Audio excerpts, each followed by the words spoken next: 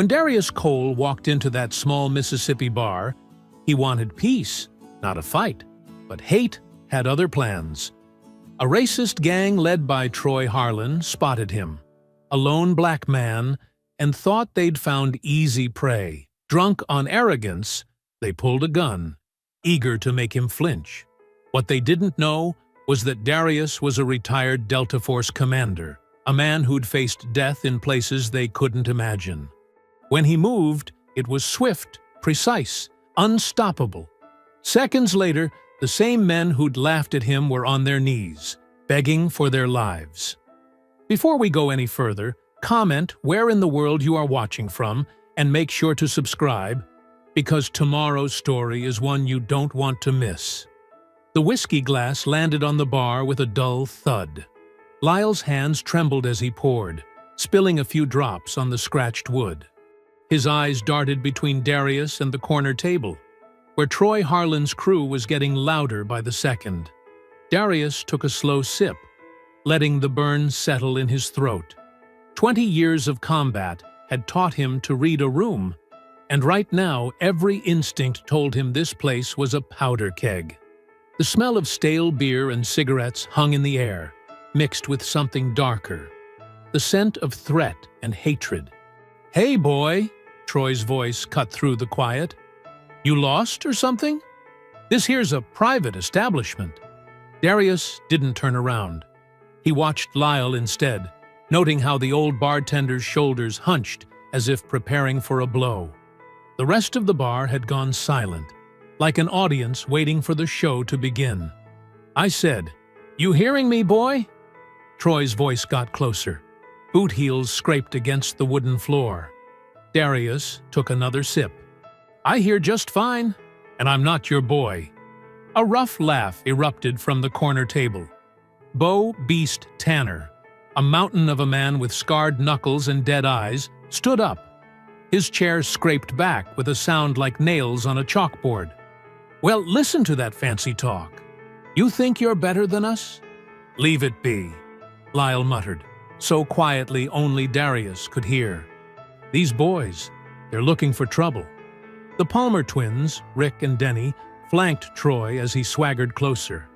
Their matching sneers seemed practiced, like they'd spent years perfecting their roles as backup muscle. Earl hung back, hand resting near his belt, where Darius had already spotted the outline of a concealed weapon. "This is my daddy's bar," Troy announced, his words slightly slurred. He was maybe 6 feet away now. "And we got standards here, don't we, boys?" "That's right," Rick Palmer chimed in, his voice high and eager. "We sure do." "Standards," Denny echoed, and they both laughed like it was the cleverest joke they'd heard all year. Darius set his glass down carefully. The liquid inside barely rippled. His hands were steady, just as they'd been in 100 combat situations.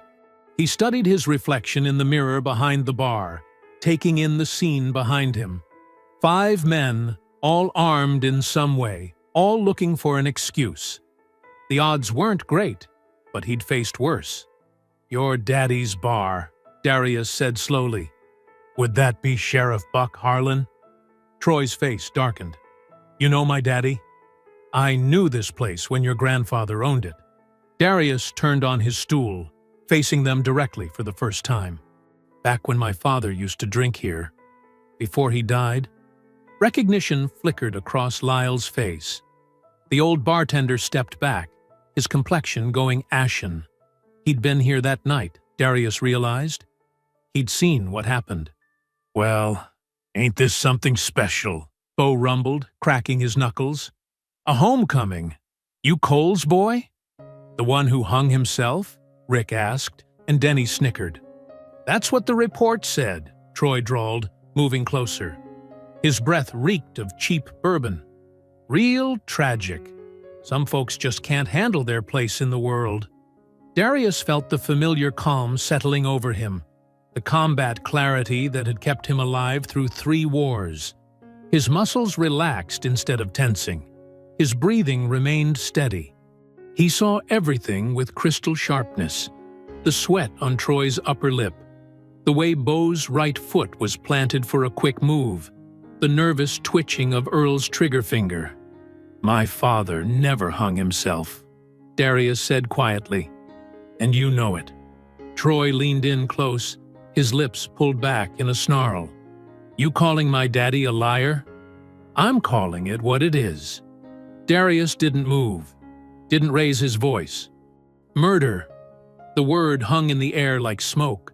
Lyle dropped a glass, the crash making everyone jump except Darius. The bartender scrambled to clean up the mess, his hands shaking worse than ever. "Boys," Troy said, stepping back, "I think we got ourselves a problem here. This gentleman is suggesting that the law in this town ain't honest."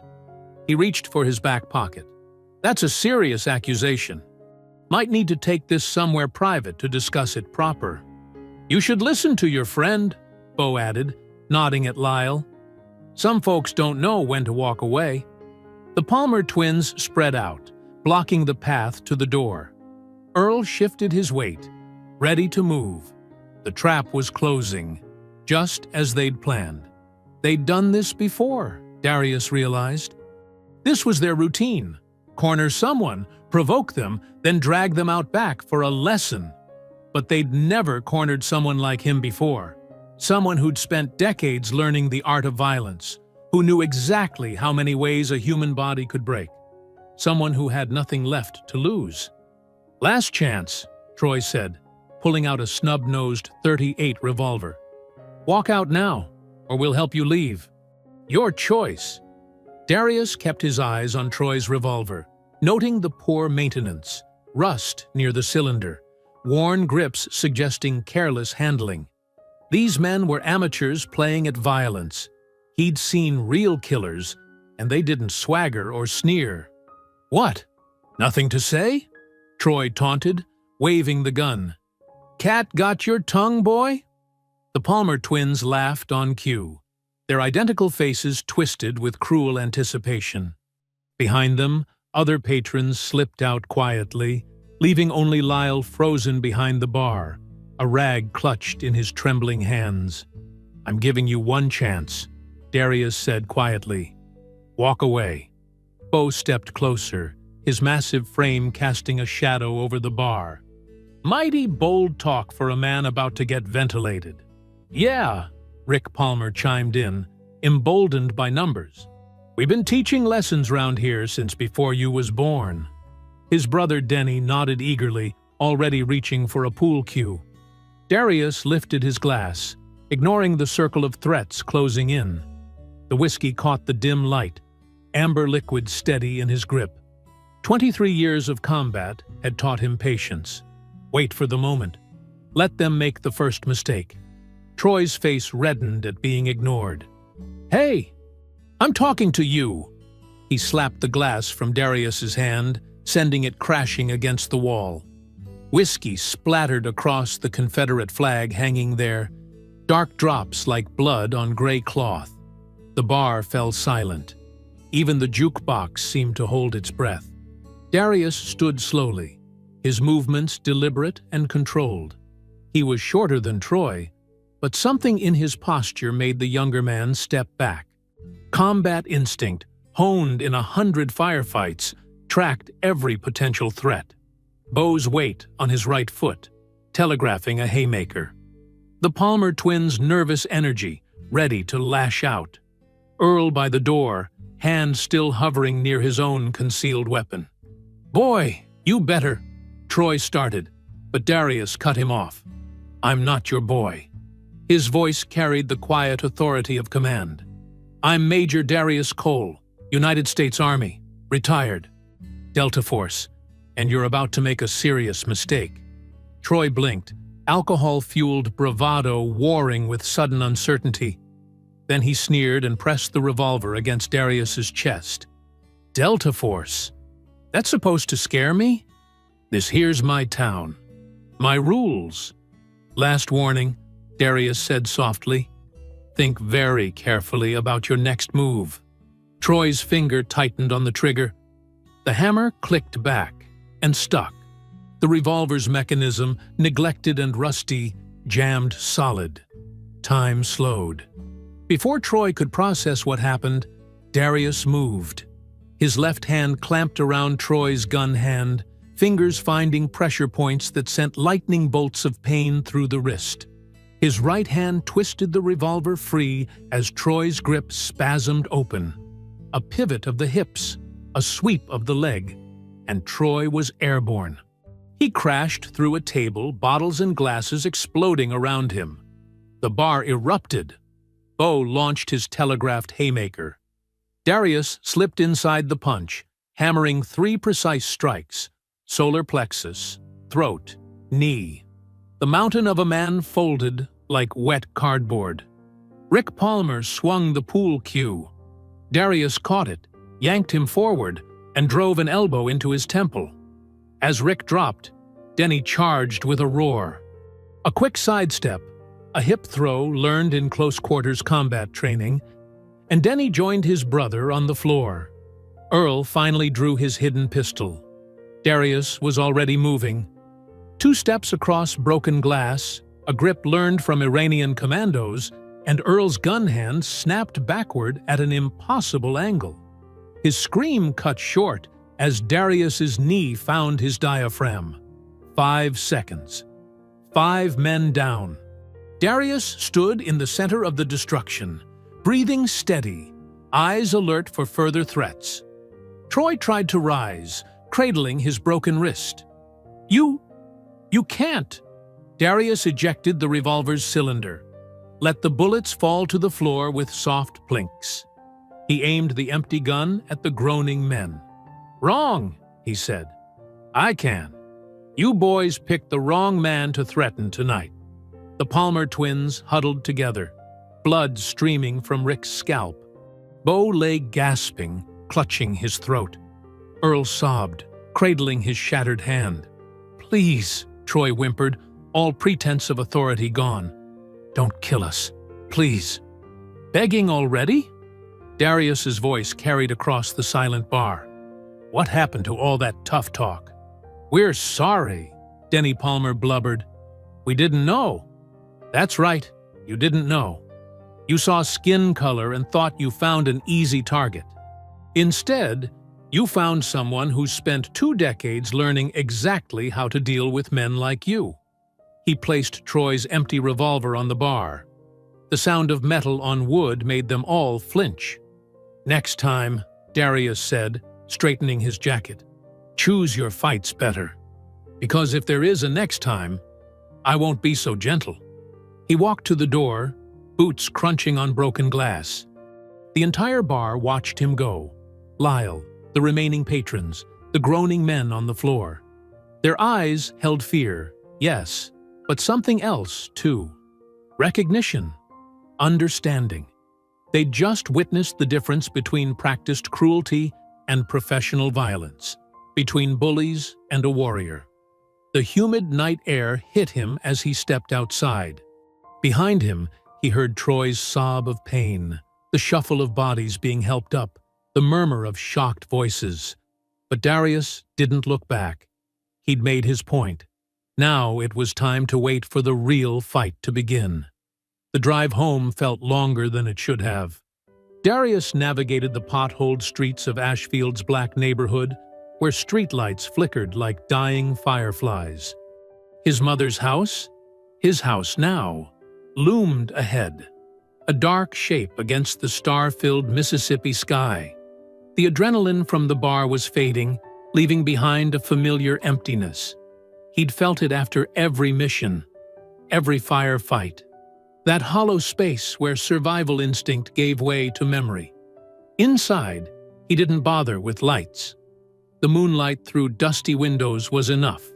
He sank into his father's old armchair, its springs groaning with age. From his wallet, he pulled out a worn photograph. Jeremiah Cole on his best day, standing proud in his Sunday suit outside the factory gates. "You always said stand tall," Darius whispered to the image, "even when they want you to kneel." The memory hit him like a physical blow. He was 12 again, watching his father address the workers outside the Harlan manufacturing plant. Jeremiah Cole's voice carried across the crowd, steady and strong despite the summer heat. "We ain't asking for special treatment," his father had declared. "Just what's right. Same pay for same work. Safety equipment that actually works. And respect, because we're men, same as anyone else." Sheriff Buck Harlan had been there that day, younger, but just as mean. His badge gleamed as he fingered his gun belt. "You're causing trouble, Cole. Making waves where you ought not." "The only trouble," Jeremiah had replied, "is pretending nothing's wrong while good people suffer." 3 days later, they found Jeremiah's body hanging in the old cotton mill. The official report called it suicide, but Darius remembered his mother's face at the funeral. Her words whispered into his hair as she held him. "They killed him for being proud, baby. For standing up straight when they wanted him bent." Darius set the photo down and moved to the stack of boxes in the corner. His mother had kept everything: letters, documents, newspaper clippings. Each box held pieces of a past he'd tried to outrun through military service. In the third box, beneath a stack of old bills, he found it. A manila envelope, sealed with aged tape. Inside was a police report. The paper yellowed, but the words still clear. Sheriff Buck Harlan's signature sprawled across the bottom, declaring Jeremiah Cole's death a clear case of self-termination due to financial troubles. "Lies," Darius muttered. His father had been many things: stubborn, fierce, principled, but never suicidal. He'd had too much pride, too much fight in him. The report listed the evidence: a rope, a kicked-over chair, a suspicious amount of cash in Jeremiah's wallet. But what it didn't mention spoke volumes. No investigation into the bruises on his father's hands. No questions about the boot prints in the mill's dust that didn't match Jeremiah's shoes. No explanation for why a proud man would choose to die in the same place where local clan members had once held their meetings. Darius spread the papers across the coffee table, piecing together the truth he'd always suspected. This wasn't just about his father anymore. The report mentioned other suicides, all black men who'd stood up to the Harlans, all ruled death by their own hand. The phone's shrill ring cut through his concentration. Few people had this number, his mother's old landline that he'd kept connected out of habit. Major Cole. Reverend Samuel Miles's voice crackled with age and urgency. "I heard about what happened at Harlan's bar. News travels fast. In Ashfield? Like lightning through a storm cloud." The old preacher paused. "You need to know something, son. Buck Harlan, he ain't the kind to let his boy get humiliated without answering back. And Troy, he's meaner than his daddy, with less sense to control it. I'm not afraid of them, Reverend. Didn't say you should be, but being ready ain't the same as being afraid." Another pause, heavy with meaning. "Your daddy wasn't afraid either. That's what got him killed." Darius straightened. "You know something about that night?" "Know lots of things. Been keeping records for 30 years. Every cross burning, every beating, every suicide that wasn't. Come by the church tomorrow. There's things you need to see." A flash of movement caught Darius's eye. Through the window, he spotted headlights. A truck idling across the street, its engine a low growl in the night silence. "I see, I've got visitors," Darius said quietly. "Lord, have mercy." The Reverend's voice tightened. "Be careful, son. This town's got more ghosts than graves, and some of them still wear badges. I'll call you tomorrow." Darius hung up, his eyes never leaving the truck. His hand found the familiar grip of his combat knife, secured in its sheath at his belt. 23 years of war had taught him to never go unarmed, even in peace. Especially in peace. The truck's headlights painted yellow squares on his living room wall. Watching, waiting. Inside the cab, shadows moved. More than one person. They were testing him, seeing if he'd run or fight. Darius stood in the darkness, knife ready, father's photo still on the table beside the damning police report.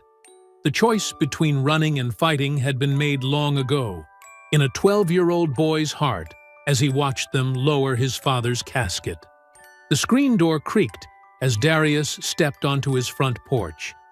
The night air hung thick with humidity, carrying the scent of honeysuckle and distant rain. His boots crunched on loose gravel as he walked toward the fence, where fresh red spray paint gleamed under the streetlight. Trash. The letters dripped like blood, still wet. Someone had taken their time, wanting him to know they weren't afraid to get close. He moved to his truck, running his hand along the cold metal. All 4 tires lay flat, deep knife slashes in the rubber. Amateur work. Angry cuts made by someone who'd never had to fight for real. 20 minutes later, Darius pushed through the heavy glass doors of the Ashfield Sheriff's Department. The fluorescent lights buzzed overhead, casting harsh shadows across faded wanted posters and outdated civic notices. Behind the front desk, instead of the usual deputy, sat Sheriff Buck Harlan himself. "Well now," Buck drawled, looking up from a manila folder, "if it ain't the returning hero." His smile didn't reach his pale blue eyes. "What brings a decorated veteran like yourself to my humble office?" Darius stood at parade rest, shoulders square. Vandalism and property damage to report. "That so?" Buck's weathered face creased with false concern. He wore his authority like cologne, too strong, meant to overwhelm. Shame about that. Town ain't what it used to be. Town's exactly what it used to be, Darius replied evenly. That's the problem.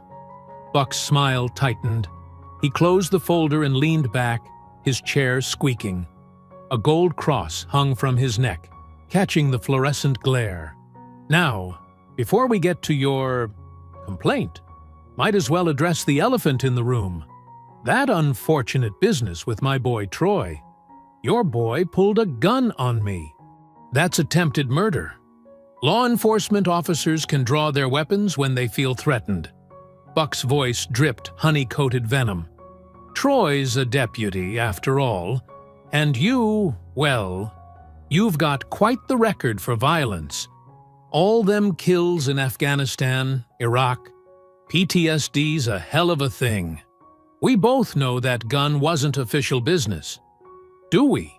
Buck stood slowly, his considerable height meant to intimidate.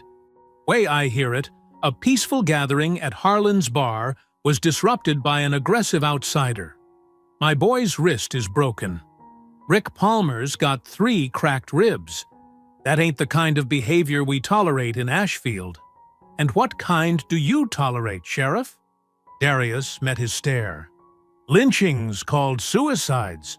Cross-burnings ruled as teenage pranks. Something cold flickered in Buck's eyes. You're treading dangerous ground, son. Your daddy never did learn when to back down neither. Look where that got him. Are you threatening me? Lord, no. Buck spread his hands, all theatrical innocence. Just offering friendly advice. Ashfield's got a certain way about it.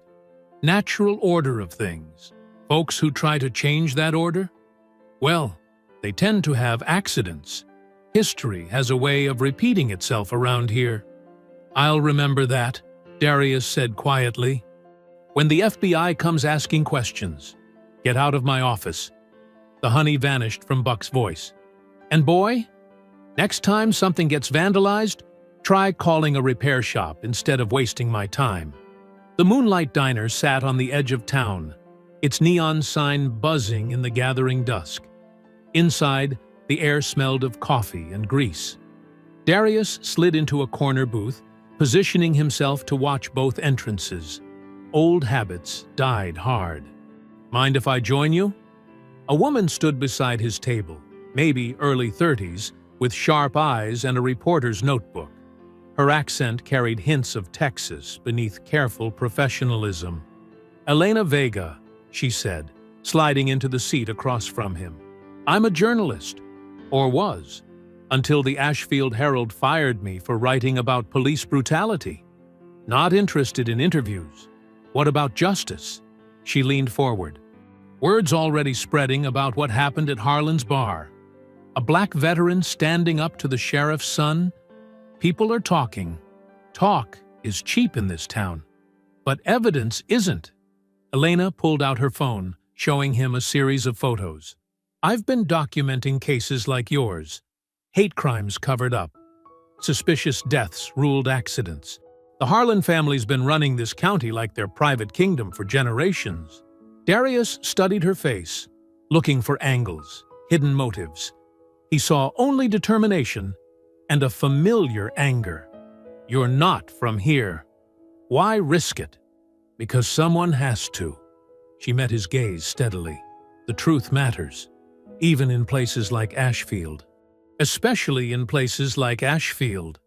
The waitress brought coffee neither had ordered, her hands shaking slightly as she poured. Elena waited until she was gone before continuing.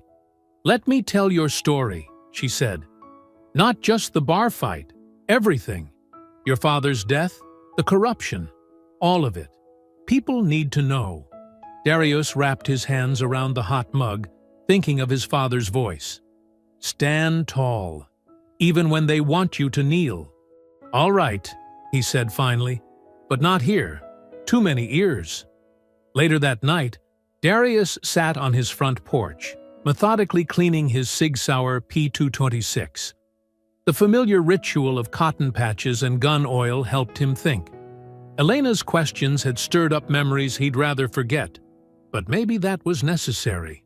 Some wounds needed reopening to heal properly. A shadow moved across his overgrown lawn. Too quick, too purposeful. The brick came next, sailing through his front window in a shower of glass. Darius was already moving, weapon forgotten as he charged into the darkness. But whoever threw it was gone, leaving only the brick and its attached note. In crude red letters, matching the spray paint on his fence, it read, "Next time, it'll be you." The sky was still dark when Darius pulled up to Mount Zion Baptist Church. The old brick building stood silent against the pre-dawn gloom, its stained glass windows dark and lifeless. He found Reverend Miles in his study, surrounded by towering bookshelves and the smell of old paper. "I've been expecting you," Miles said, his voice soft but steady. The Reverend's weathered face showed the weight of decades. He gestured to a worn leather chair. "Sit, son. We have much to discuss." Darius settled into the chair, noting how Miles moved carefully, like a man carrying invisible wounds. "You said on the phone you had information about my father. Not just your father." Miles crossed to a filing cabinet in the corner. His hands trembled slightly as he withdrew a thick manila envelope. "I've been keeping records. 30 years of crimes nobody wanted to remember." He spread photographs across his desk, black and white images of broken men, police reports with convenient conclusions, newspaper clippings yellowed with age. Darius leaned forward, his throat tight. "These are all murders," Miles finished, "called suicides, accidents, or just unexplained disappearances.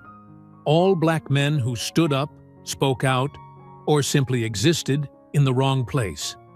He tapped one photo. James Washington, 1992. Found hanging in his garage after filing a discrimination lawsuit. Another photo. Marcus Turner, 1997. Accidental. Drowning after witnessing a deputy beating a teenager.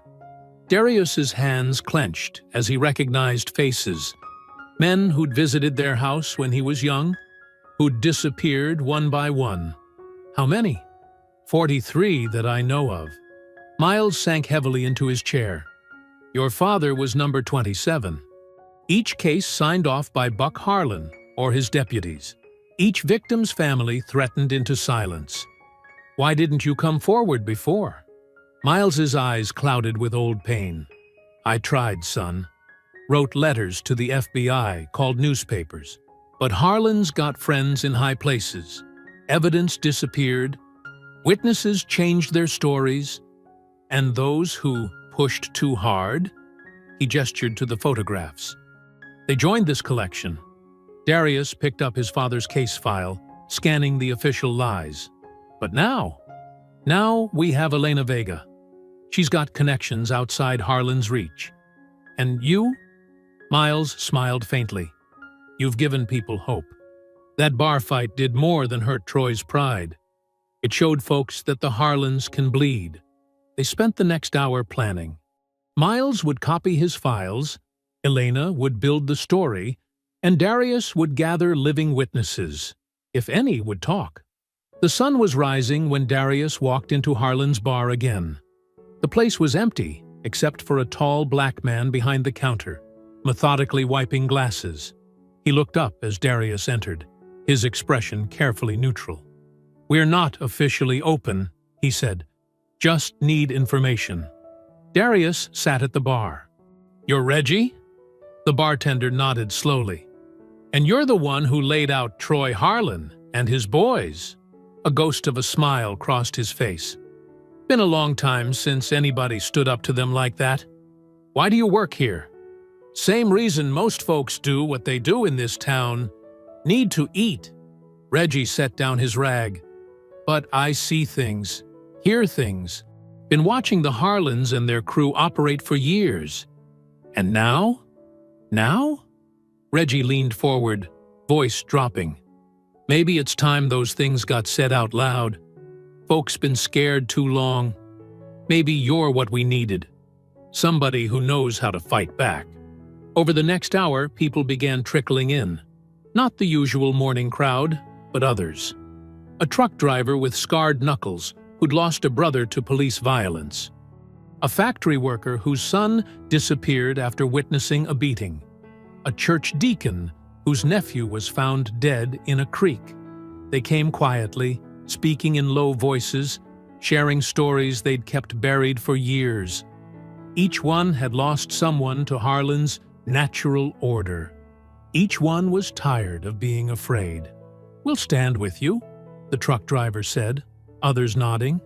"Just tell us how." Darius listened, memorized names, made connections. A network was forming, built on shared pain and the hunger for justice. By noon, he had a dozen allies and promises of more. The sun was setting when he drove past the sheriff's office, its windows glowing orange in the fading light. Through the glass, he saw Buck Harlan standing at his desk, coffee cup in hand, watching the street like a king surveying his kingdom. Their eyes met through the window. Buck's face was stone, but his fingers tightened on the cup. He knew what was coming, could feel his control slipping away like sand through his fingers. Darius held his gaze for a long moment, letting the old sheriff see the truth. His reign of terror was ending. The ghosts he'd buried were rising, and this time there would be no silent graves, no convenient explanations, no more families forced to swallow their grief. The war lines were drawn not with violence, but with truth. And truth, once unleashed, was a force no badge could stop. The church basement was cool and dim, lit by a single fluorescent tube that hummed overhead. Darius, Elena, and Reverend Miles hunched over a folding table covered with yellowed papers and faded photographs. The air felt thick with dust and secrets.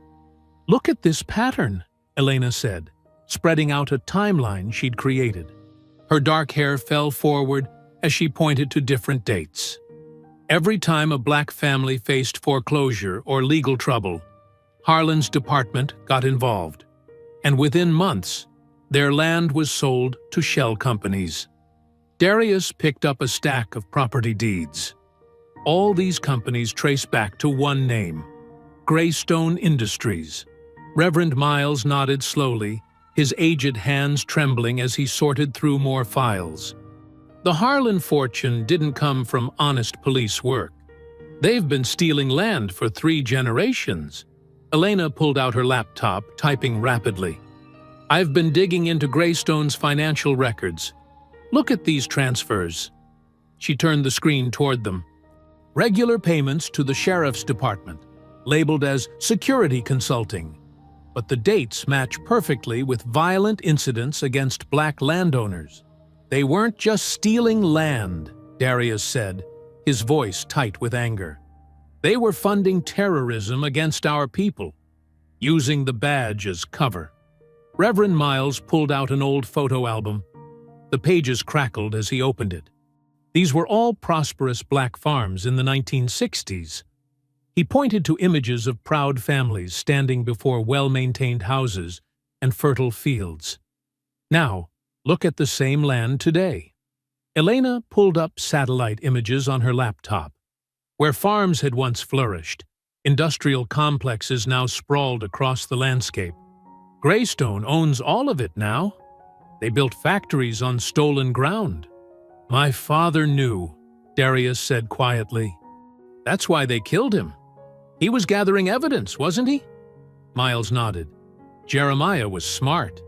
He kept records, just like I did. But they found out. Elena leaned forward, her reporter's instincts firing. We need more than paper trails. We need confessions. These people have gotten away with murder because nobody could prove intent. They talk freely at the bar, Darius said, especially when they're drunk. If we could record them. Too dangerous to plant someone with a wire, Elena warned. They know all the local faces. Darius stood up, pacing the basement floor. Not if we hide it somewhere they'd never look. He pulled out his phone and dialed. Reggie, we need your help. An hour later, they met Reggie behind the bar. He'd just finished his shift, and the evening crew wouldn't arrive for another hour. Perfect timing. The jukebox, Reggie said, opening the ancient machine's cabinet. Nobody ever services it except me. I can hide a mic inside, wire it to this digital recorder. He held up a small black device. It'll capture everything within 15 feet. Darius examined the setup. How long can it record? 8 hours on one charge. I'll switch out the memory cards each morning. Elena helped Reggie position the microphone while Darius and Miles kept watch. The installation took 20 minutes. When they finished, you couldn't tell anything had been changed. Now we wait, Darius said. They didn't have to wait long. That night, Troy Harlan and his crew stumbled in, already drunk and looking for trouble. They took their usual corner table right next to the jukebox. Reggie kept their glasses full, moving with practiced invisibility as the alcohol loosened their tongues. Elena sat in a dark corner, pretending to work on her laptop. Darius watched from his truck across the street, listening through an earpiece connected to the hidden mic. Remember that Miles kid? Troy's voice came through clear as a bell. The one who thought he was too good to show respect? Laughter from his friends. Yeah, taught him proper manners, didn't we? Just like his daddy. Another voice, Rick Palmer. These people need to learn their place. Same way we taught old Jeremiah Cole, Troy bragged. Dad said that one was special, had to make it look right. Darius's hands gripped the steering wheel until his knuckles went white. He forced himself to stay in the truck, to let them keep talking. Your old man's a genius, Denny Palmer said. Way he handled that land deal with Greystone? Beautiful. Got rid of all them troublemakers, made us rich, and nobody could prove nothing. Ain't that the truth? Troy laughed. Why you think we got the newest patrol cars in the state? Greystone takes care of their friends. They kept talking, spilling decades of secrets, names of victims, details of crimes, amounts of payoffs, all captured by the hidden microphone. Elena typed furiously, documenting every word.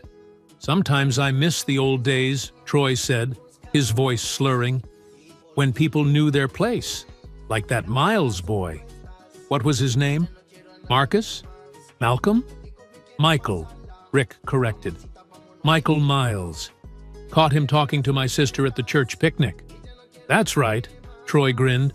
Found him walking home that night. Me and Dad showed him what happens when you don't respect boundaries. Shame about the accident afterward, Denny added, chuckling darkly. Wasn't no accident, Troy boasted. Dad said make it look like one. So we did. Just like all the others. The conversation continued, each confession more damning than the last. In his truck, Darius listened with cold fury as Troy and his friends laughed about his father's murder, about Michael Miles, about dozens of other victims whose families still grieved. The recorder captured everything, every name, every crime, every casual admission of guilt. By midnight, they had enough evidence to destroy not just the Harlans, but the entire corrupt system they'd built. Elena slipped out first, clutching her laptop like a treasure. Reggie kept serving drinks, his face a mask of practiced indifference. And Darius waited in his truck, knowing that justice was finally within reach. At dawn, Elena's laptop screen glowed in Darius's dim living room. They'd been up all night, reviewing the recordings. Hour after hour of drunken confessions spilled from the speakers, each one more damning than the last. Listen to this part again, Elena said, clicking a file. Troy Harlan's slurred voice filled the room. Dad always said, make it look natural. Suicide, accident, whatever. Long as the paperwork's clean, ain't nobody gonna look twice. Darius's jaw tightened. He stood up and paced, his military boots silent on the worn carpet. They're bragging about murder like it's a joke. Elena nodded, typing rapidly. I've counted 17 specific incidents they've mentioned. Names, dates, methods, all of it matching unsolved cases in the county records. She pulled up a spreadsheet full of details. And look at this pattern with Greystone Industries. Every time they removed someone, Greystone bought the land within months. How are we releasing this? Darius asked. I've prepared anonymous packages for every major network, Elena said. Plus selected reporters I trust. Once it hits the wire services, it'll spread fast. She pressed a key. And sent. They waited, watching news sites and social media. At first, nothing. Then, just after lunch, the dam broke. Breaking, shocking audio reveals decades of police violence in Mississippi town. Murder, corruption, and land theft. Small town's dark secret exposed. Sheriff's Department implicated in systematic racial violence. The stories spread like wildfire. Within hours, protesters gathered outside the courthouse, their signs demanding justice. News vans clogged Main Street, reporters doing live shots with the Confederate statue in the background. Darius watched from his porch as more people arrived. Not just locals, but activists and journalists from across the state. The air crackled with energy.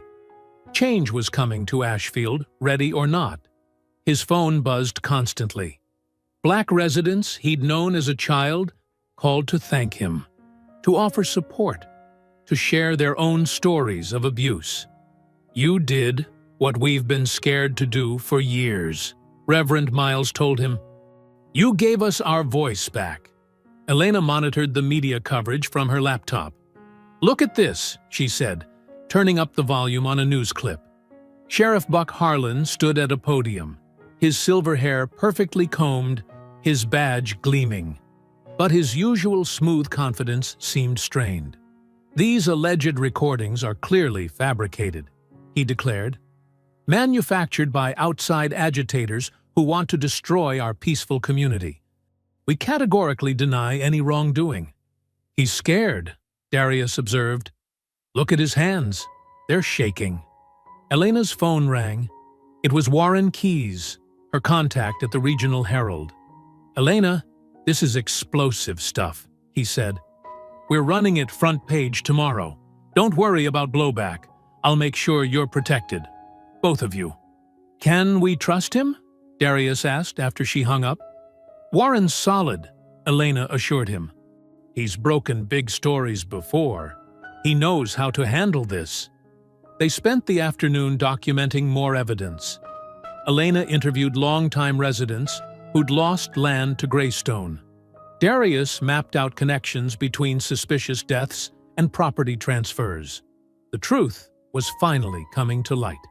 Around sunset, Darius stepped outside for some air. A black SUV roared past his house, engine revving. He tensed, combat instincts kicking in. The vehicle swerved suddenly, mounting the curb and accelerating straight at him.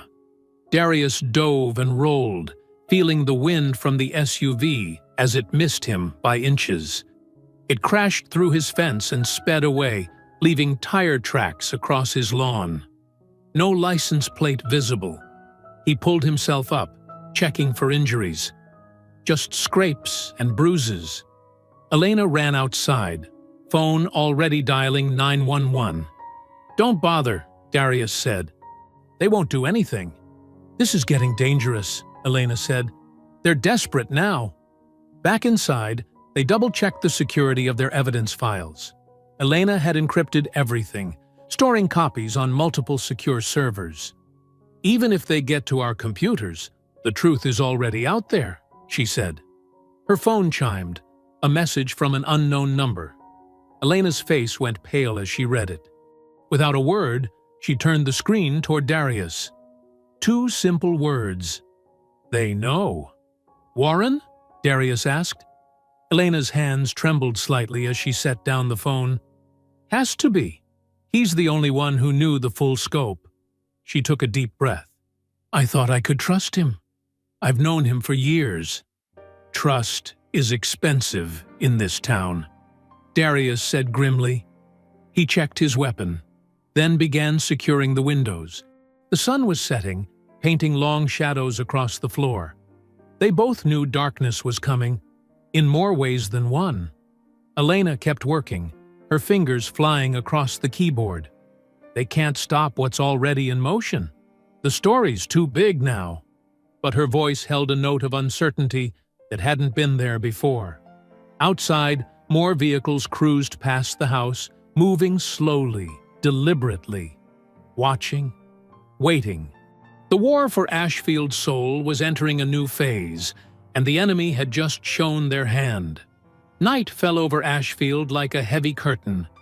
Elena's old Honda crept through the empty streets toward the Regional Herald's office. Something felt wrong. The building should have been lit up with the night shift working, but every window was dark.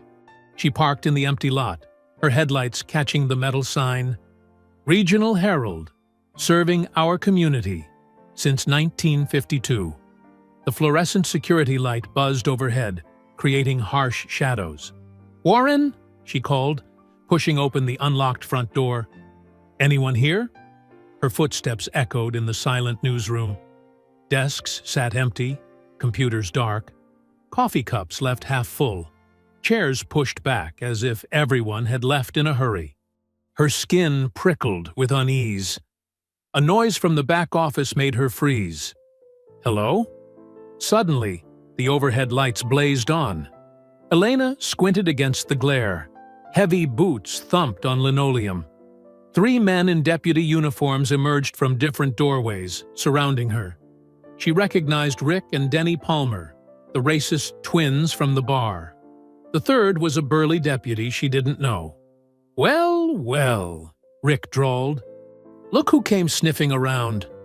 Elena backed toward the door, but Denny was already there, blocking her escape. Her laptop bag felt heavy on her shoulder.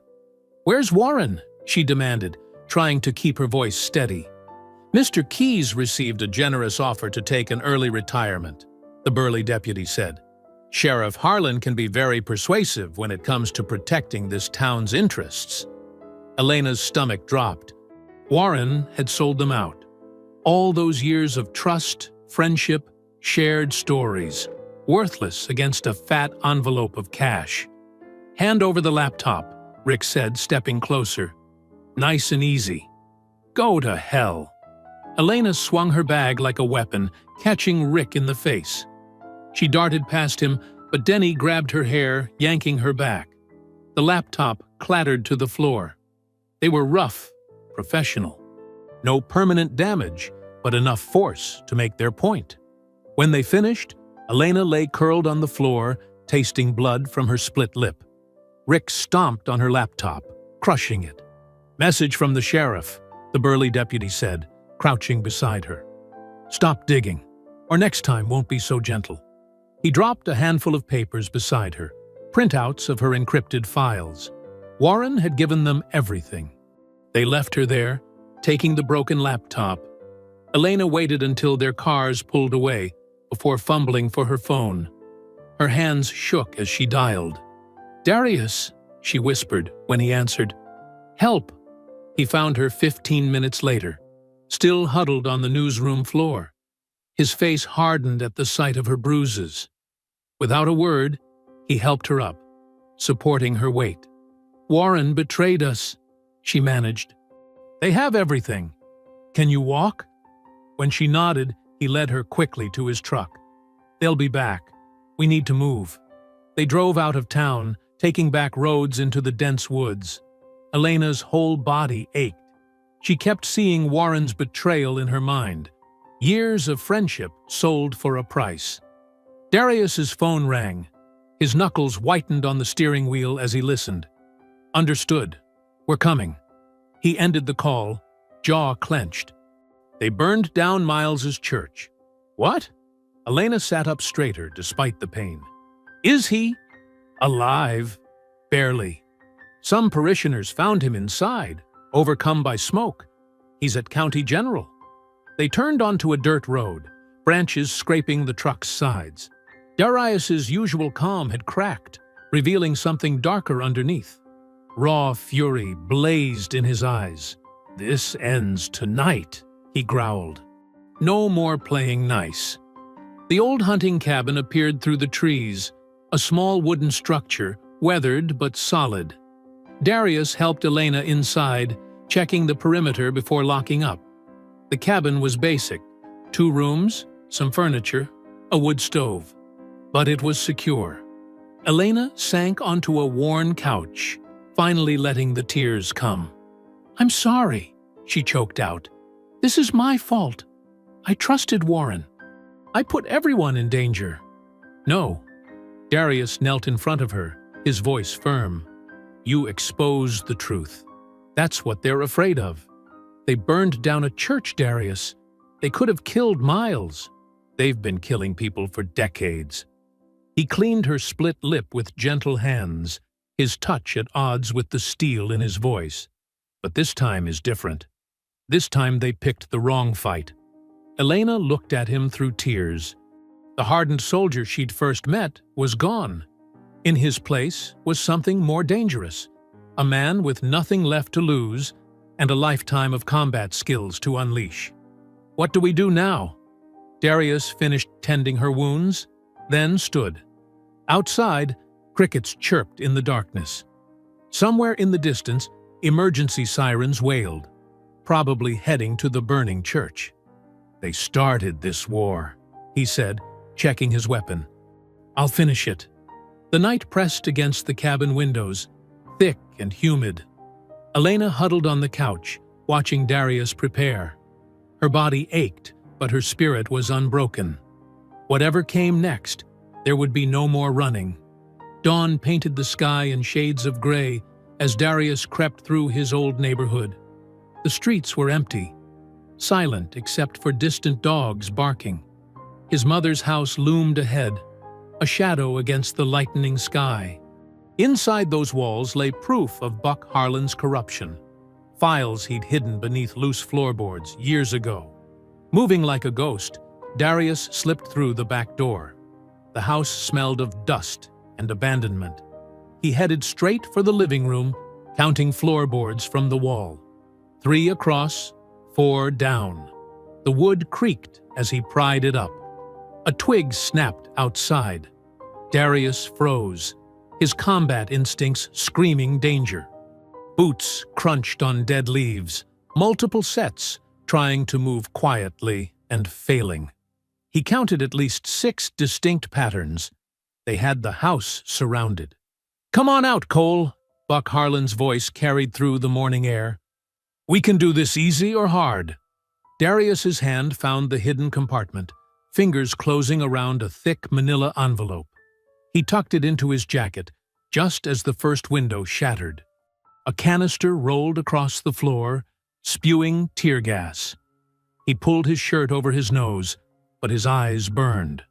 Through watering vision, he saw shadows moving outside each window. The front door splintered under a battering ram. Deputies poured in, weapons raised. Darius moved on instinct, decades of close-quarters combat training taking over. He caught the first deputy with an elbow strike, using the man's momentum to throw him into two others. A taser probe missed his chest by inches. "Take him down!" someone shouted. Darius fought like a caged tiger. He disarmed one deputy, broke another's nose, drove his knee into a third's solar plexus.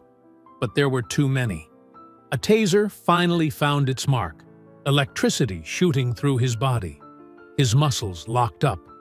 They swarmed him then, boots and fists raining down. Darius curled around the envelope, protecting it even as they beat him.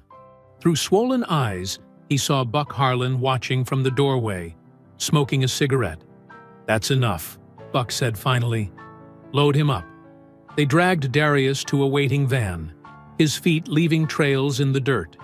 The sun was higher now, casting long shadows across his childhood home. They drove out of town, past empty fields and abandoned buildings, until they reached the old cotton mill. Darius's heart clenched. This was where they'd found his father's body, hanging from a beam. Suicide, they'd called it. He knew better. The mill's interior was dark, dusty. Rusted machinery loomed like prehistoric monsters. They tied him to a wooden chair beneath the same beam where Jeremiah Cole had died. Blood dripped from Darius's split lip onto his shirt. Buck Harlan pulled up another chair, sitting backward on it. He looked almost grandfatherly in the dim light, but his eyes were cold as snake scales. "You know," Buck said conversationally, "your daddy sat in that same spot 20 years ago. Proud man, Jeremiah. Wouldn't listen to reason." "Don't say his name," Darius growled. Buck ignored him. "See, there's a natural order to things. Some folks just can't accept that.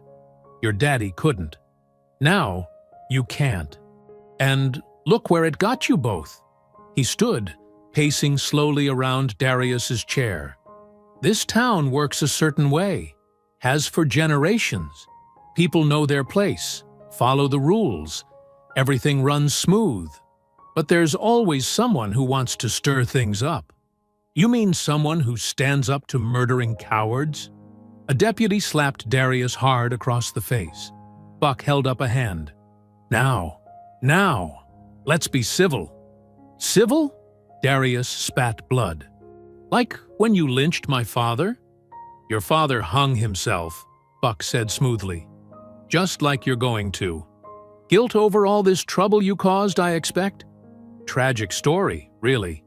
The morning light filtered through broken windows, casting bars across the floor. Darius could hear birds singing outside, oblivious to the darkness within these walls. "You should have stayed gone, son," Buck said, almost sadly. "Could have lived a long life somewhere else, but you had to come back, dig up old bones." Darius raised his head, meeting Buck's gaze. Despite his injuries, his voice was steady. "You should have stayed afraid." Buck's false warmth vanished. "Afraid? Of you?" He laughed, but there was an edge to it. "Look around, boy. You're done. No one's coming to help. No one even knows you're here." He nodded to his deputies. "Keep him company till dawn. Then make it look convincing." Buck walked out, boots echoing on concrete. Sunlight streamed through the broken windows, painting golden squares on the dusty floor. Darius closed his eyes, feeling the rope bite into his wrists. "Jeremiah," he whispered, his father's name a prayer in the musty air. Then his training kicked in. He began cataloging everything. The loose knot on his left wrist, the rusty nail near his foot, the deputy's keys hanging just within reach if he could get free. His muscles ached, but his mind was clear. They thought they had him beaten, just like they'd thought they'd beaten his father. But Darius had survived worse places than this, against better men than these. As the deputies settled in to wait for dawn, he began working the rope against the nail, millimeter by millimeter. They'd made one crucial mistake. They'd left him alive. And as long as he was breathing, this wasn't over. The mill's shadows lengthened as afternoon crept toward evening. Darius's arms burned from the ropes, but he kept working them against the rusty nail. The other deputies had stepped outside to smoke, leaving only one guard, the youngest, who kept shifting his weight and glancing at Darius with uncertain eyes. "What's your name, deputy?" Darius asked softly. The young man hesitated before answering. "Caleb. Caleb Morris." "How long you been wearing that badge, Caleb?" 8 months. Caleb's voice was barely above a whisper. Darius nodded slowly.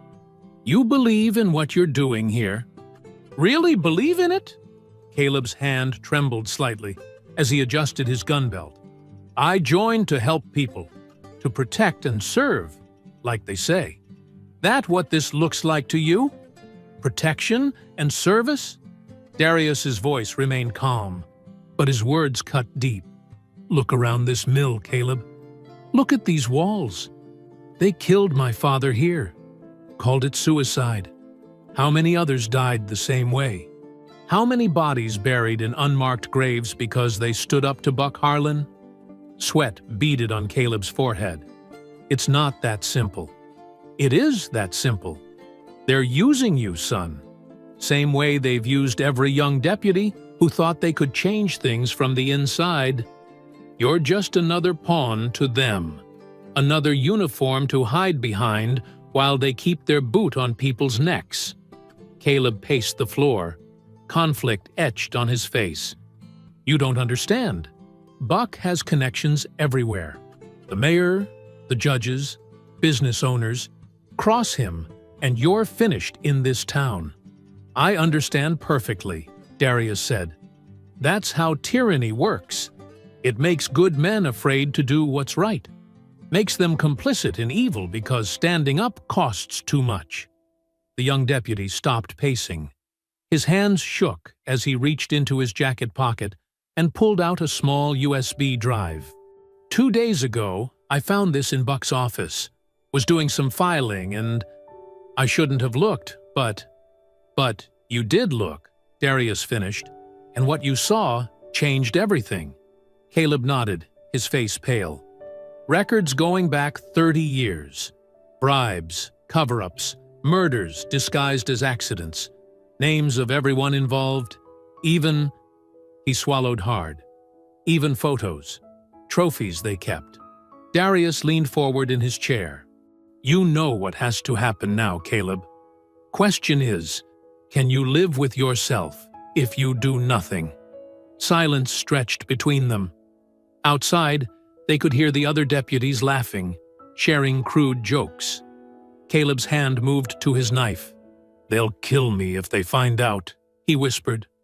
"They'll kill you anyway someday," Darius replied.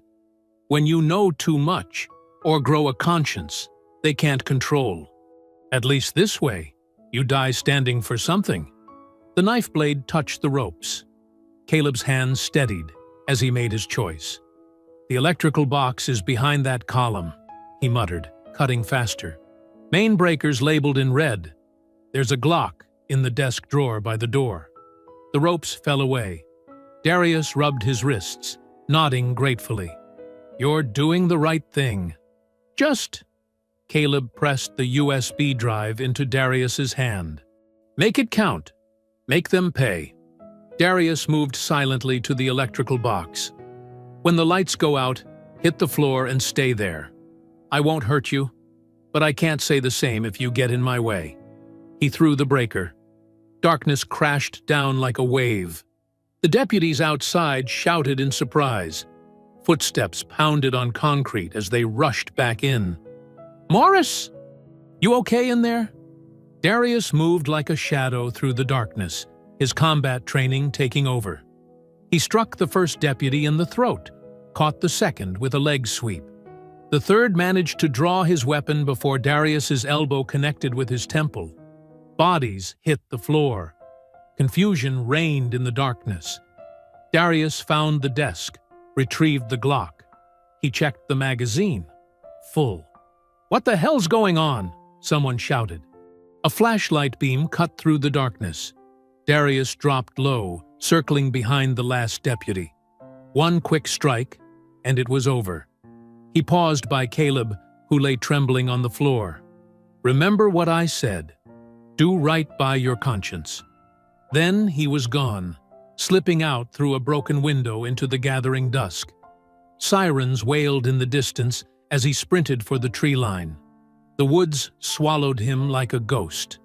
Elena was pacing the cabin floor when he arrived, her face tight with worry. "Oh, thank God," she breathed, hugging him fiercely. "When you didn't come back, I thought—" "I'm okay," he assured her, wincing at his injuries. "And I brought us something." He handed her the USB drive. Elena's hands shook as she plugged it into her laptop. Files populated the screen, hundreds of them.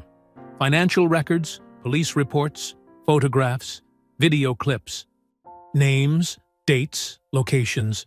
A web of corruption laid bare in cold digital clarity. This is everything," Elena whispered. "Every crime, every cover-up, every payoff. My God, there are senators implicated in this." Darius checked the Glock's action, making sure it was clean. His voice was steel. "Time to end it where it started." Elena looked up from the screen, her eyes hard. "The bar?" He nodded, loading fresh rounds into the magazine. "The bar." Thunder rolled across Ashfield as Darius's truck crawled through the darkening streets. Elena sat beside him, checking her equipment. 3 wireless cameras, a mobile hotspot, and her laptop loaded with streaming software. "You sure about this?" she asked, though she already knew the answer. Darius's grip tightened on the wheel. "My father died because nobody was watching. Not this time." They parked behind Harlan's bar. The neon sign buzzed weakly in the growing storm, casting red shadows across rain-slicked pavement. Through the windows, they could see Reggie wiping down glasses, pretending not to notice them. "Give me 15 minutes to set up," Elena said, gathering her gear. She slipped in through the back door while Darius waited in the truck, watching lightning flash across the sky. His phone vibrated. He typed out the message slowly, deliberately. "Meet me at Harlan's bar. Alone. Time to finish what you started 30 years ago." He hit send, knowing Buck Harlan wouldn't be able to resist the challenge. Inside, Elena worked quickly, hiding small cameras in strategic spots. One above the bar, one near the entrance, one covering the back corner where it all began. She connected them to her laptop, testing angles and feeds. The first viewers started trickling in as she went live, numbers climbing steadily. Darius entered through the front door exactly 15 minutes later. The few early customers fell silent, watching him cross to the bar. Reggie's hands shook slightly as he poured the whiskey. Neat, just like before. "You don't have to stay," Darius told him quietly. Reggie straightened his spine. "Yes, sir, I do. Been hiding from these people too long." More locals filtered in, drawn by the growing tension. Word spread through town like wildfire. Something was about to happen at Harlan's.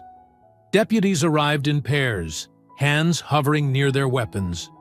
Nobody made a move toward Darius. They'd all heard what happened to Troy's gang.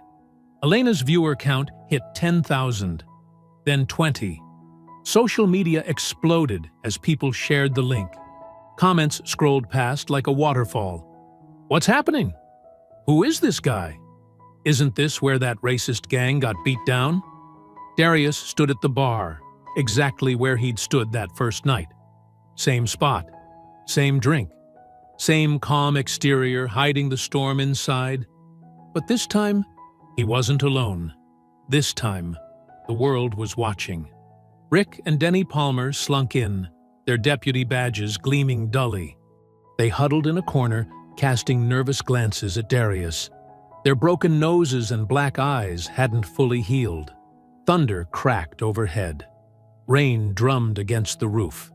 Elena's camera caught every detail. The sweat on people's foreheads, the tension in their shoulders, the way conversations died to whispers. 30,000 viewers, she murmured into her phone, updating Darius. News networks are picking up the feed. A truck's headlights swept across the windows. The door creaked open, and Troy Harlan stumbled in, his arm still in a cast. His face was flushed with alcohol and fear poorly disguised as anger. He tried to draw his gun, but his hands were shaking too badly. "Sit down, son," Darius said, without turning around. "You already know how this ends." Troy's face twisted with rage, but he backed away, finding a seat near his friends. The bar had grown crowded now. It seemed like half the town was packed inside, pressed against walls, watching history unfold. Elena's viewer count topped 50,000. Comments poured in faster than anyone could read them. Local news vans appeared outside, their lights cutting through the rain. Darius took another slow sip of whiskey. Lightning flashed, illuminating the Confederate flag still hanging behind the bar. He remembered his father's face, remembered his mother's tears, remembered 30 years of silence and fear. 70,000, Elena whispered.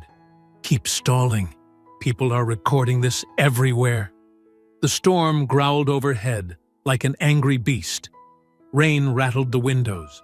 The air grew thick with cigarette smoke and anticipation. Darius checked his phone, a message from Reverend Miles. "The whole world's watching now. God be with you."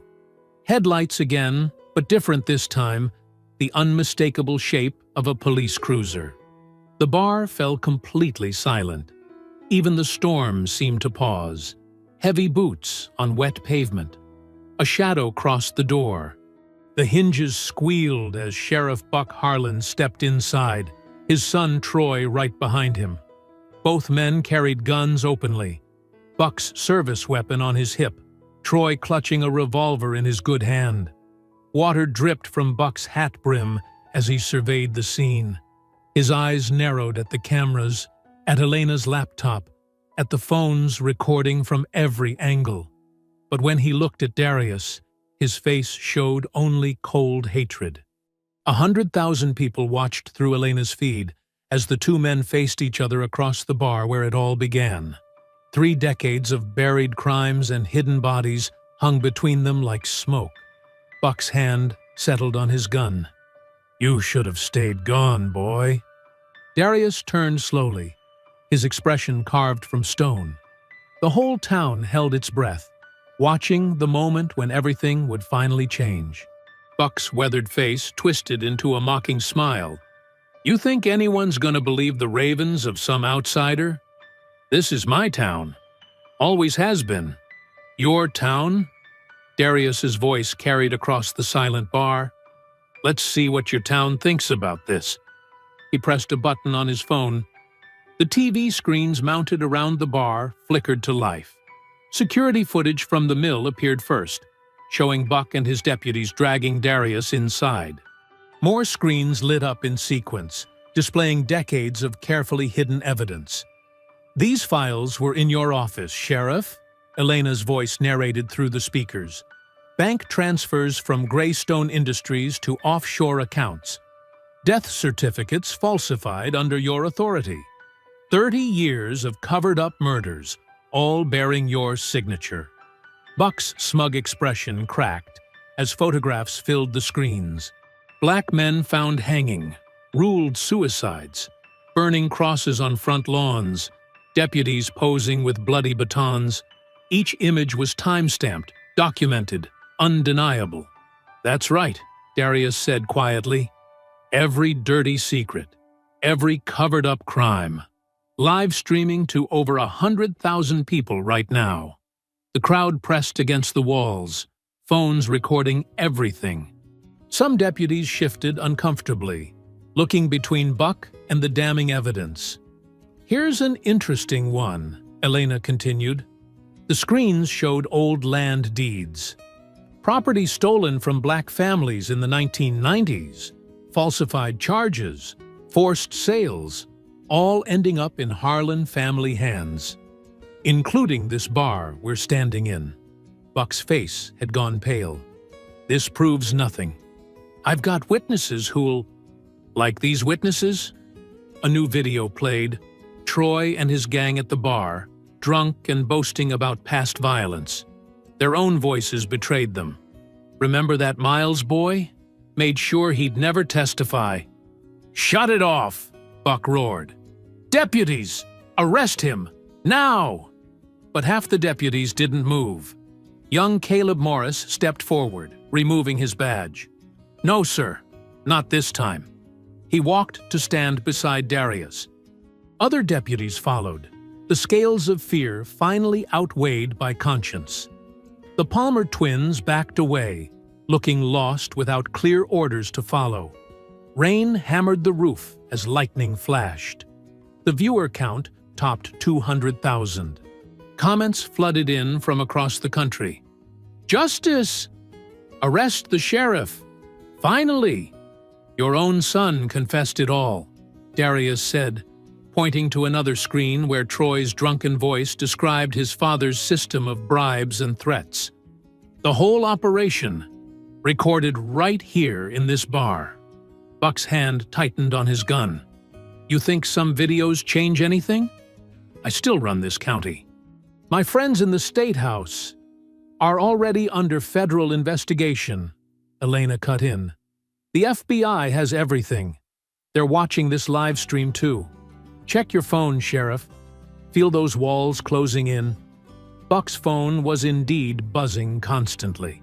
His face twisted with rage as he read the messages. Everything was unraveling, his carefully built empire of fear crumbling in real time. Troy, sweating and wild-eyed, raised his revolver with his good hand. "Shut up! Just shut up!" His voice cracked with panic. "Put it down, son," Darius warned. "Don't make this worse." "Troy," Buck barked. "Don't—" But Troy was beyond hearing. The gun shook in his grip as he squeezed the trigger.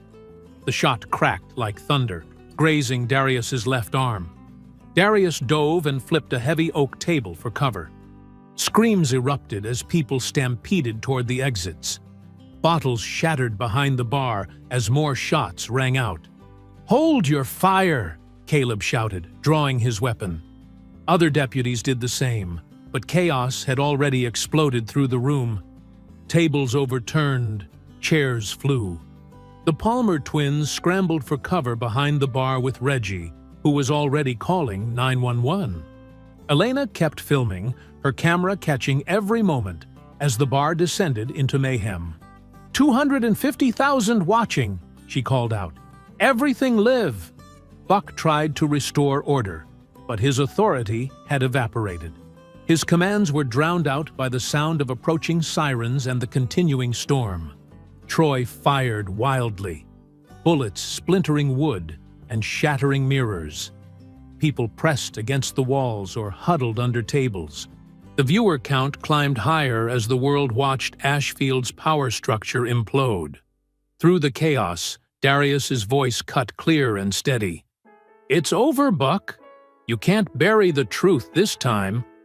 The old Confederate flag behind the bar caught a stray bullet and fell, landing in a puddle of spilled whiskey and broken glass. The cameras caught the symbolism perfectly. The old order literally falling as justice finally arrived in Ashfield. More shots rang out as Troy's panic spread to the few deputies still loyal to Buck. The bar became a war zone of flying bottles, overturned furniture, and terrified screams. Buck looked around frantically, watching decades of control dissolve into anarchy. His phone kept buzzing, likely with news of federal agents already entering the county. The truth he'd buried for so long was blazing across screens worldwide. and there was nothing he could do to stop it. Darius stayed behind his cover, blood seeping through his sleeve where Troy's bullet had grazed him. But his eyes never left Buck's face, watching the realization sink in that everything was about to change. The storm raged outside as sirens grew closer. Through the windows, emergency lights began to flash, painting the chaos in strobes of red and blue. Through the smoky haze of gunfire, Darius moved with deadly precision. His military training took over, each motion calculated and efficient. The wound on his arm barely registered as he focused on the threats around him. Troy stumbled backward, still firing wildly. His shots punched holes in the ceiling and shattered the neon beer signs, sending sparks and glass raining down. The bar strobed with emergency lights from outside, casting everything in surreal flashes of red and blue. "Drop it, Troy!" Darius commanded, his voice cutting through the chaos. But Troy's eyes were wide with panic, beyond reason. Darius ghosted through the debris, closing the distance. Troy's next shot went wide, and in that split second, Darius struck. His hand clamped around Troy's gun wrist, twisting sharply. The weapon clattered to the floor as Troy howled in pain. Before Troy could react, Darius's elbow connected with his temple.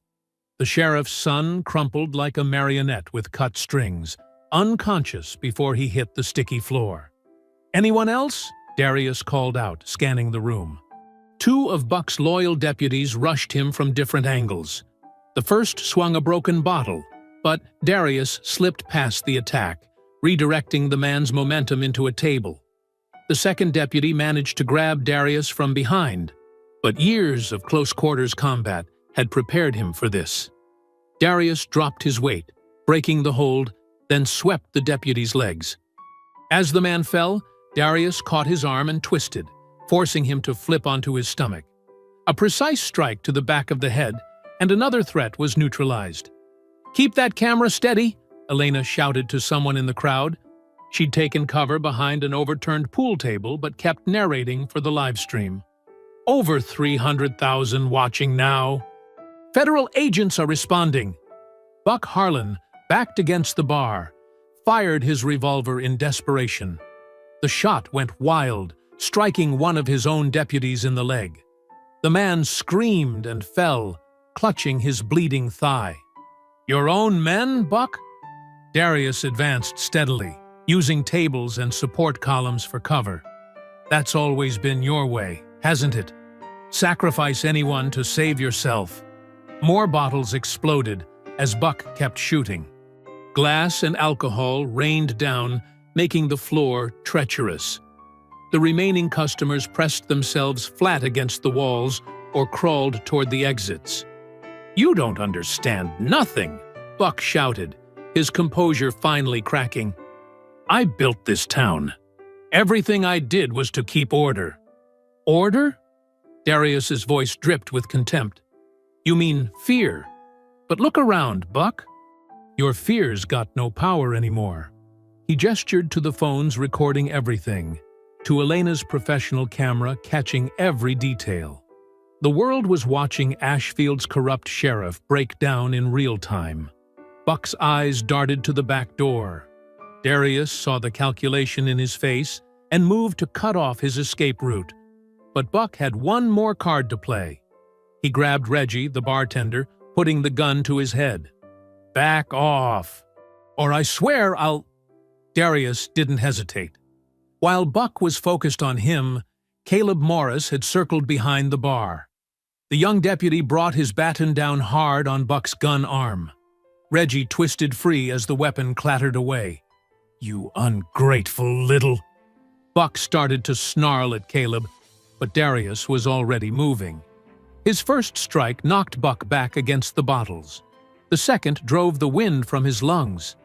The third, and precise hit to the jaw, sent the sheriff sprawling across his own bar.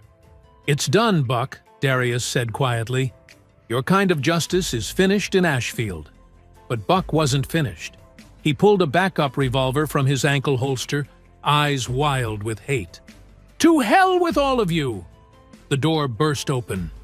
Federal agents in tactical gear poured in, weapons raised, shouting commands. Buck spun toward them, gun raised. "Sheriff Harlan!" an agent bellowed. "Drop your weapon!" Time seemed to slow. Buck's finger tightened on the trigger. Darius tensed to move. But before either could act, a single shot cracked through the chaos. Buck jerked, his revolver falling as blood spread across his shoulder. He collapsed against the bar, clutching the wound. Behind him stood Caleb Morris, his service weapon still smoking. "That's for every person you made me hurt," Caleb said, his voice shaking but firm. The federal agents swarmed in, securing the scene. They cuffed Buck as medics rushed to treat his shoulder. More agents led Troy's unconscious form and the other subdued deputies outside to waiting vehicles. Elena pushed through the crowd, her camera capturing everything. "Sir," she called to the lead agent, "can you confirm this is part of a larger federal investigation into corruption in Ashfield?" "No comment at this time," the agent replied professionally. "But we've been watching that live stream. Good work." He nodded to both Elena and Darius. Outside, the storm was breaking. Rain pounded the parking lot as red and blue lights painted the puddles. News vans were already arriving, drawn by the viral broadcast of justice finally reaching this small corner of Mississippi. Darius watched as Buck was led out in handcuffs, head bowed, finally stripped of his power. The old sheriff looked small now, just another corrupt man facing consequences at last. The rain intensified as federal agents led Buck Harlan and his son to separate vehicles. Their hands were cuffed behind their backs, their shoulders slumped in defeat. Townspeople gathered despite the downpour, pressing against the police tape, phones raised to capture the historic moment. Elena stood under the bar's awning, her camera steady as she reported live. "The viewer count just passed 1 million, she announced, her voice strong despite her exhaustion. Buck Harlan's decades-long reign of terror in Ashfield is officially over. Darius leaned against the doorframe, watching the scene unfold. His arm throbbed where Troy's bullet had grazed him, but the paramedic had already cleaned and bandaged it. The pain felt distant, unimportant compared to the weight lifting from his shoulders. More vehicles arrived, unmarked FBI cars and news vans from every major network in the state. Agents in windbreakers marked FBI streamed into the sheriff's office across the street, emerging with boxes of files and hard drives. "Major Cole!" A reporter pushed through the crowd, microphone extended. "How does it feel to be vindicated?" Before Darius could answer, more questions flew at him. "Did you plan this confrontation? Were you working with federal authorities? What message do you have for other corrupt officials?" Elena stepped in front of him protectively. "Major Cole will make a full statement later. Right now, he's cooperating with the ongoing investigation." Inside the bar, forensics teams photographed bullet holes and collected shell casings. Caleb Morris sat with federal agents, giving his statement about years of witnessed corruption. Other deputies came forward too, their fear of Buck finally broken. Darius's phone buzzed. A text from the hospital. Reverend Miles was awake. He slipped away from the chaos and drove through the rain-slicked streets to the medical center. He found Miles propped up in bed, watching the news coverage on the room's small TV.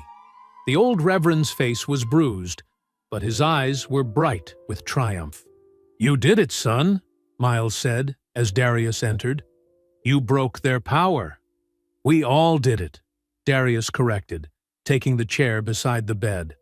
"Your records, Elena's reporting, Caleb's courage, it took everyone."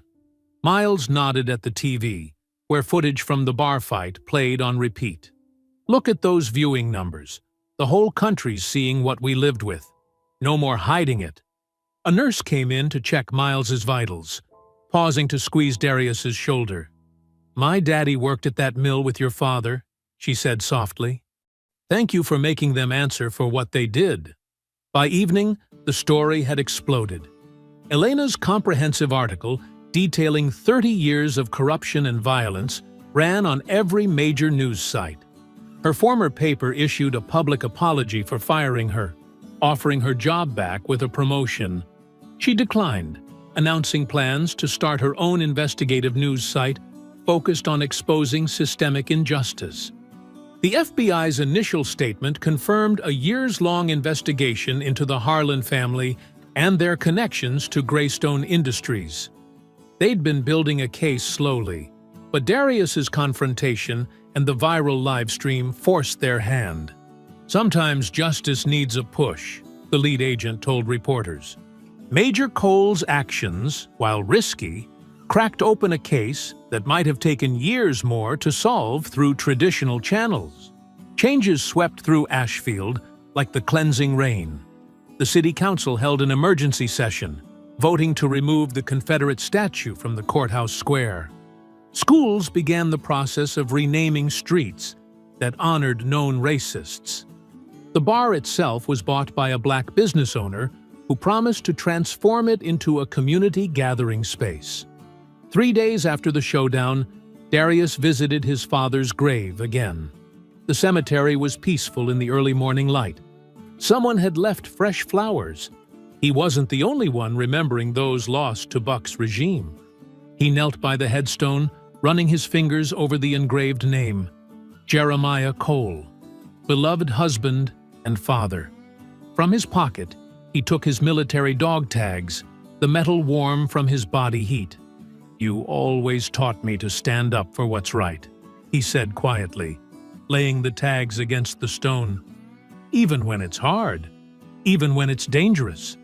I carried that lesson through every combat zone, every mission." He paused, throat tight. "But the hardest fight was right here at home, the one you started." A cardinal landed on a nearby branch, its red feathers bright against the green leaves. Darius watched it for a moment before continuing. "They tried to bury the truth with you, Pop. Tried to make your death mean nothing. But we dug it up. Every lie, every cover-up, every crime they thought they'd gotten away with, it's all in the light now." He traced his father's name again, remembering the proud man who'd refused to bow to injustice, even when it cost him everything. "The feds found your case files. Buck's confession is on tape now. Everyone knows it wasn't suicide. Your name is clear." Darius's voice grew stronger. "And Ashfield's changing. Really changing this time. Young folks are speaking up. Old wounds are healing. Your grandkids, when I have them, they'll grow up in a different kind of town." The cardinal took flight, disappearing into the morning sky. Darius stood, brushing grass from his knees.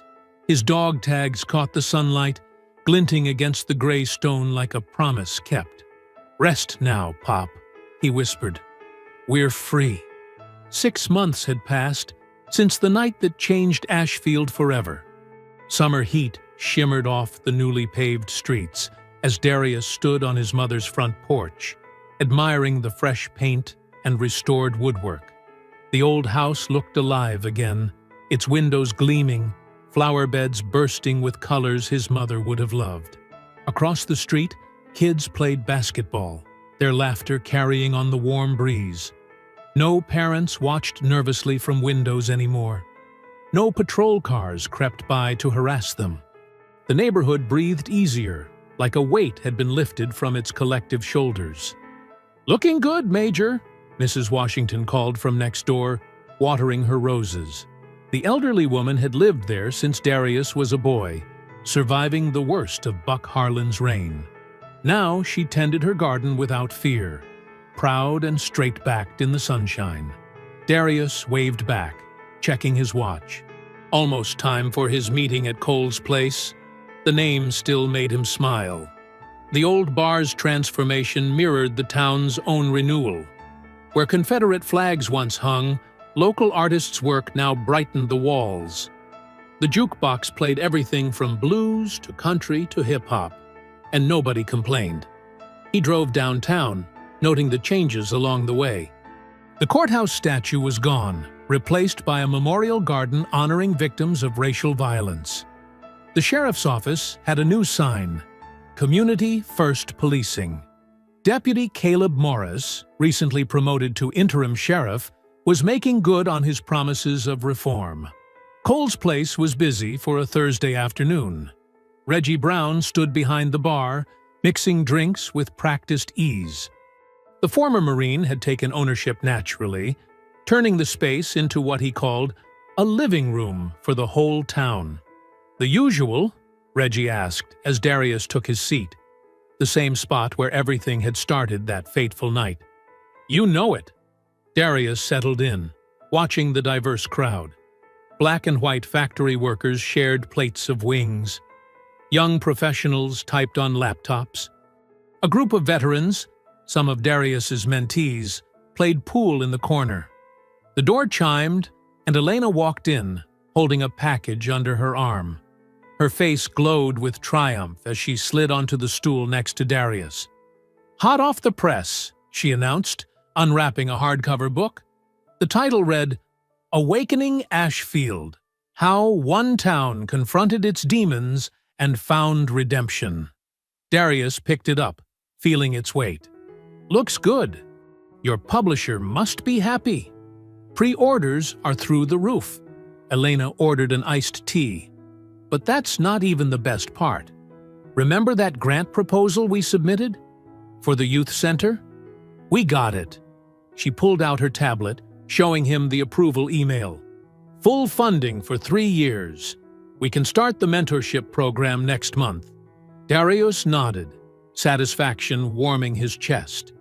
He'd been working with local veterans informally, helping them channel their training and discipline into community service. Now they could do it properly, reaching more kids who needed guidance. The afternoon crowd thinned as evening approached. Through the windows, Darius watched the sun paint the sky in shades of orange and pink. The same view he'd seen that first night, but everything else had changed. "Mail came for you," Reggie said, sliding an envelope across the bar. The return address showed the Department of Justice. Inside was a formal letter confirming Buck Harlan's sentencing. 30 years without parole. His son, Troy, got 15.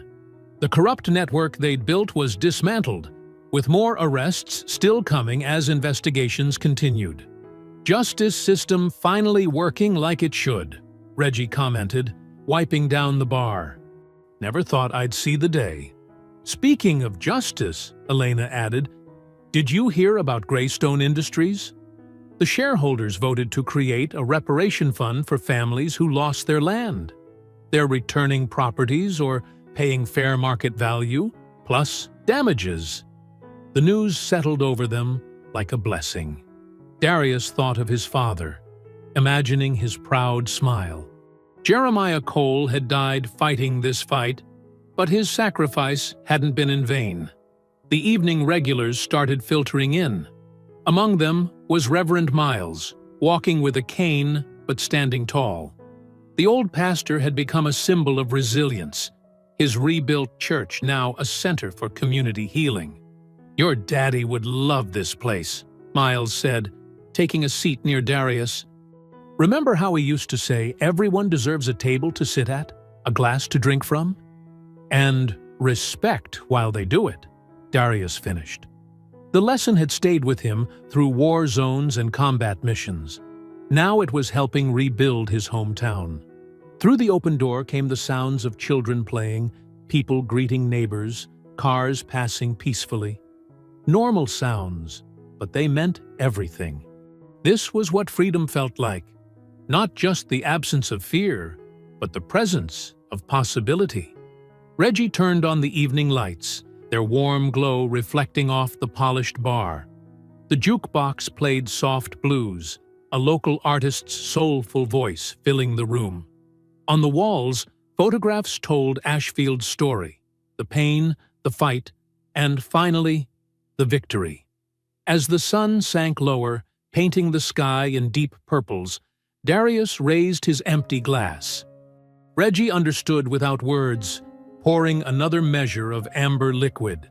"Whiskey," Darius said quietly. "Neat. I hope you enjoyed that story. Please share it with your friends and subscribe so that you do not miss out on the next one. In the meantime, I have handpicked 2 stories for you that I think you will enjoy. Have a great day.